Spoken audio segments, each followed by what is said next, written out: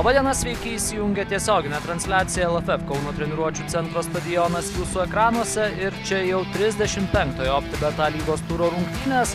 Šegubičius 12, Lukas Čerkauskas 14, Giedrius Paškovskis. Tokios yra pagrindinės.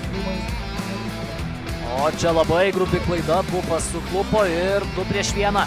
Čia Filipas Dangubičius turi gerą šansą, Dangubičius ir kamuolys vartuose. Kauno rajono Hegelman išsiveržė į priekį ir nubaudžia Vilniaus Žalgirį už šią grubę klaidą aikštės viduryje.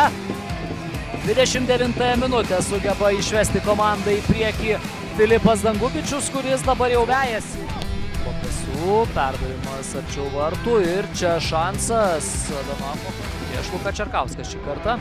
Po pasų perdavimas link Javusio, šios smūgis jau baudos aikštelės prieigose, po pasų baudos aikštelėje kairė koja į tolimą vartų.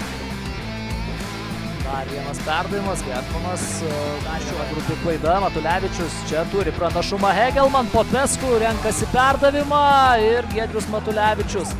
1-1 su Luku Čerkausku, Novikovas taisosi kamuolį, Verbickas, jos smūgis, jungiasi į ataką Popescu, jungiasi Rodueny, bet ir vėl Dangubičiui nesigauna atlikti tikslaus perdavimo ir rasti savo komandos draugų. O čia antras toks bandymas ir 2-0 Kauno rajono Hegelman komanda.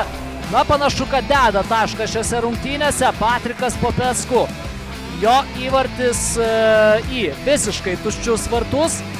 Po Dangubičiaus perdavimo galva galingas. Goropsovas smūgiuos, tą jis ir daro ir visai.